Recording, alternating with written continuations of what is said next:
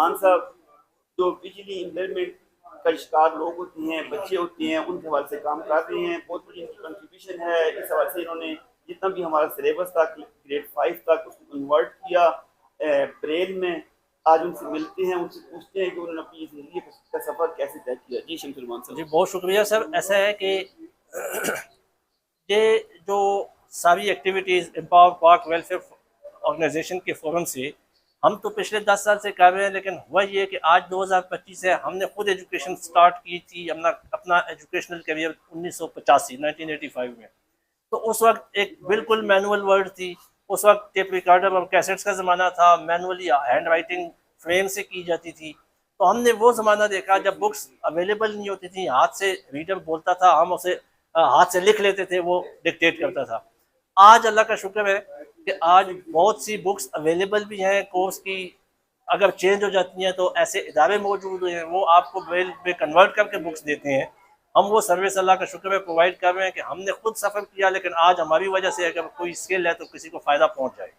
और आज इस वक्त कंप्यूटर का दौर है, टेक्नोलॉजी का दौर है, और वो ज़माना है कि इसमें टेप और कैसेट्स और वो सारी चीज़ें माइनस होके डिजिटल वर्ल्ड बन गई है। और हम भी अल्हम्दुलिल्लाह उसके साथ साथ अपने आप को अपडेट कर रहे हैं।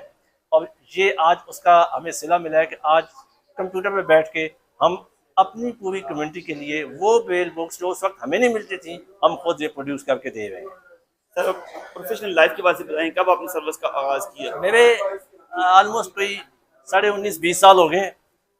मैंने कॉलेज सेक्टर में, स्कूल सेक्टर में पहले 1-2 साल पढ़ाया, उसके बाद कॉलेज सेक्टर में एज लेक्चरर ज्वाइन किया था। और अल्हम्दुलिल्लाह पिछले 19-20 साल से लेक्चरर से लेके एसोसिएट प्रोफेसर का सफ़र मैंने तय कर लिया है। और अपने आम जो जनरल एजुकेशन में कोलीग्स हैं उनके साथ इक्वल बेसिस पे compete करके टेस्ट इंटरव्यूज़ और बाकी प्रमोशनल जो हमारा क्राइटेरिया है वो सक्सेसफुली compete किया। आज अल्लाह का शुक्र है, इस गवर्नमेंट ऑफ पाकिस्तान से हम बैठ के 2.5 लाख रुपया मैं सैलरी अगर ले रहा हूँ, तो इसका सिला जो है वो ठीक है, अल्लाह ताला का शुक्र तो हमें पहले अदा करना चाहिए। लेकिन असल बात वो इदारे और वो शख्सियात, वो हिडन लोग जिनका आपको बज़ाहिर लगता है कि कोई रोल नहीं होगा, उनको क्रेडिट जाता है। वो दोस्त भी होंगे, फैमिली मेम्बर्स भी होंगे, हमारे पेरेंट्स होंगे, जिन्होंने हमें सपोर्ट जारी रखी अपनी अपनी कैपेसिटी में। तो आज मैं यहाँ पे खड़े होके आपके सामने बोल रहा हूँ। ये मेरे साथ बाकी दोस्त, मेरी टीम के लोग ये आपके सामने इस जगह पे खड़े हैं। इंडिविजुअली कोई भी बंदा कुछ नहीं है, उनके असातिज़ा टीचर्स का उसमें बहुत बड़ा रोल, उनके दोस्तों का बहुत बड़ा रोल, उनकी फैमिली, उनके पेरेंट्स का बहुत बड़ा रोल है, तब हम और हम जैसे लोग यहाँ पे हैं। सर आप टीएस लेवल तक पढ़ा रहे होंगे जी डेफिनेटली। जी। तो जो सी बुक होती है क्या उसको आप ब्रेल में कन्वर्ट करके पढ़ाते हैं? 100% ऐसा है कि जो टेक्स्ट बुक होती है, मसलन मैंने फर्स्ट ईयर को टीच करना है, सेकंड को करना है, बीएस का कोई भी सेमेस्टर है, जो बुक हमने पढ़ानी होगी पहले यहाँ पे हमारे पास वो फैसिलिटी है, क्योंकि मेरा सब्जेक्ट भी इंग्लिश है।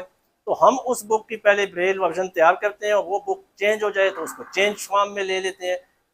क्लास में जो जैसे अभी आपके सामने हमने किताब खोली, कन्वर्ट की, आपके साथ प्रिंट वाली बुक के साथ टैली करके आपको दी, सेम वहाँ पे ब्रेल बुक मेरे पास होती है, बच्चियों और बच्चों के पास अपनी जो प्रिंट बुक होती है वो उसके साथ टैली करते हैं। और कभी सिंगल मौके पे ये कंप्लेंट, ये मसला मुझे नहीं पेश आया कि ये बच्चे मुझसे कोई किसी हद तक पीछे रह रहे हैं, या मैं पीछे रह रहा हूँ, या मुझे कोई टीचिंग में कोई मसला पेश आ रहा है, सिर्फ और सिर्फ अपनी इस ब्रेल मटेरियल मौजूद होने की वजह से। अगर ये ना हो फिर बहुत बड़ा गैप आएगा, इसमें कोई शक नहीं। हो चुकी है सर। वेलकम वेलकम जी।